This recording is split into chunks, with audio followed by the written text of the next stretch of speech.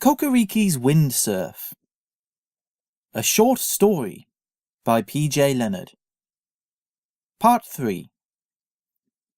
Kokkariki, Topic, and Piddup pushed their way through the forest of grass.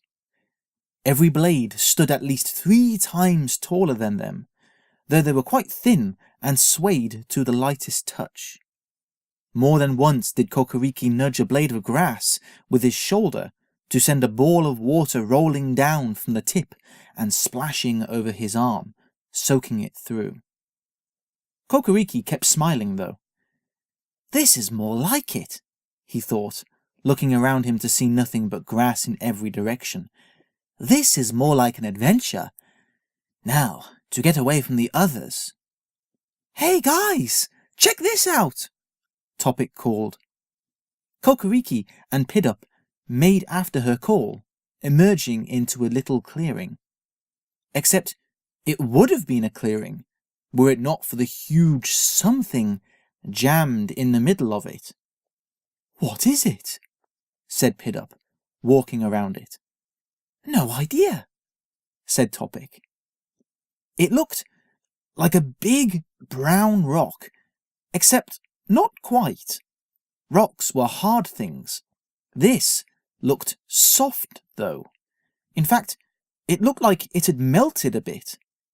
Kokkariki took a step forward. "Careful!" Topic hissed. He reached out a hand and touched it. He lurched back as it rubbed off on his fingers. He raised it to his nose and sniffed. It smelled good. Sweet, even. "I think it's food," he called over his shoulder. "Well, don't eat it," Topic called, sounding like she was far away. "It looks like the big ones dropped it." Kokkariki rolled his eyes. "I'm not stupid," he said. Then an idea struck him. "I'll bring some back to Ganag to check. He might be able to tell us if it's safe or not." Piddup licked his lips. "I hope it's safe. I don't know why, but it looks delicious." Topic sighed. "Fine," she said. "Do you know which way to go to get back?" Kokkariki pointed up at the tree looming high over them. "Just head back that way," he said. "I'd have bark for brains if I got lost." "All right then," said Topic, looking up at the big brown sweet thing. "We'll stay here. If you're not back before the sun falls behind that big one nest over there, we're heading back. Got it?" "Got it," Kokkariki nodded as he scooped up more of the soft sweet stuff and wrapped it into his leaf pack.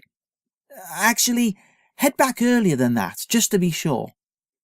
He felt bad for lying to his friends, but this was the best chance to get away.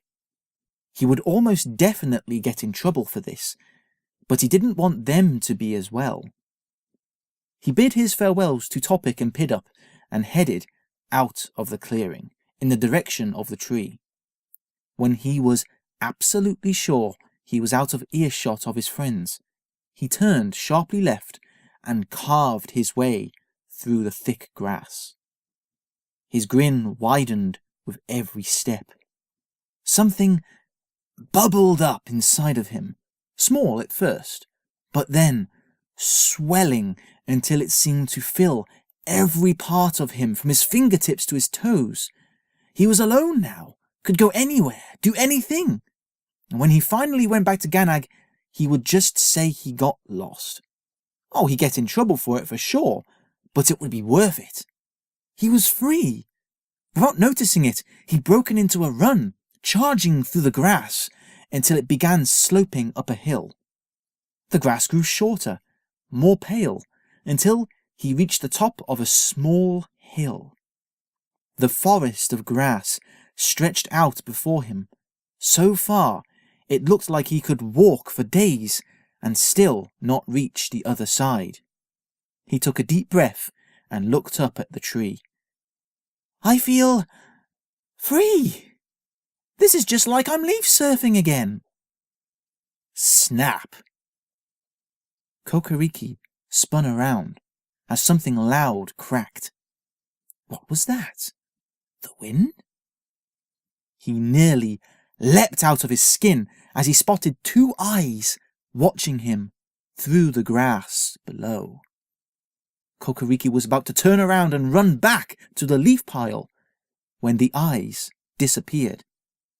Whatever it was had turned and ran, its route clear wherever the grass swung aside.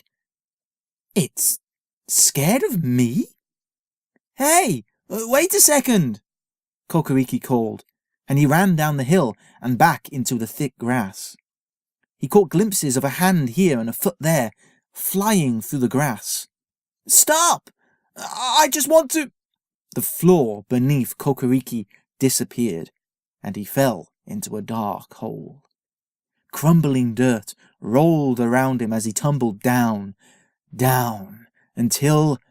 thump!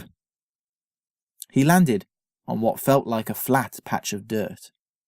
It had been a soft landing, but that didn't stop him from wincing as he clambered to his feet. He looked around. He was in... Well, the only thing it reminded him of was the hole he and his brothers and sisters slept in. Only this was much darker, and although it was hard to tell how big it was, it felt much bigger. Am I under the grass? He flinched as two bright eyes suddenly appeared in the darkness beyond. It's those eyes again! Then he frowned, squinting and leaning forward. Those eyes! That shape! You're a long way from where you should be, youngling, said a voice. It could have come from whoever owned the eyes. It could have come from behind him. It was impossible to tell. Who are you? The eyes blinked. I was going to ask you the same thing. It is you who chased me and followed me into my home, youngling. I'm not a youngling. I can leaf surf, Kokkariki said hotly. Then, aware he sounded exactly like a sulky youngling, he took a deep breath and started again. Look, I'm sorry. I didn't know this was your home. I was just, well, curious. The eyes narrowed. Curious, you say? Well, that's very interesting, because curiosity is how I got here too. How we all got here. Kokkariki took a step forward. Who are you? He said again. The eyes moved forward towards him. Kokkariki forced himself not to take a step back. The eyes moved right up to him until they were close enough to reach out and touch, though he didn't dare do so. The eyes then swiveled around amidst rustling and muttering. Was it looking for something? It pulled from some unknown pocket a glimmering ball, no bigger than a drop of water. In fact, it was a drop of water. It hung from the edge of a twig held aloft. A hand moved across it, and the water glowed. The cave around Kokkariki was suddenly bathed in light, the walls made of dirt packed tight. But it was the figure in front of Kokkariki that made him gasp and finally take a step back. A tree kid stood before him, barely taller than him, but definitely older, holding the water light up. Except Kokkariki had never met a tree kid like this. The tree brown's skin was pale, the hair a deeper green, and those eyes! How did they glow like that? Greetings, youngling, said the pale tree kid with a smile. I was just like you not too long ago. Now you call me a lost one. End of part 3.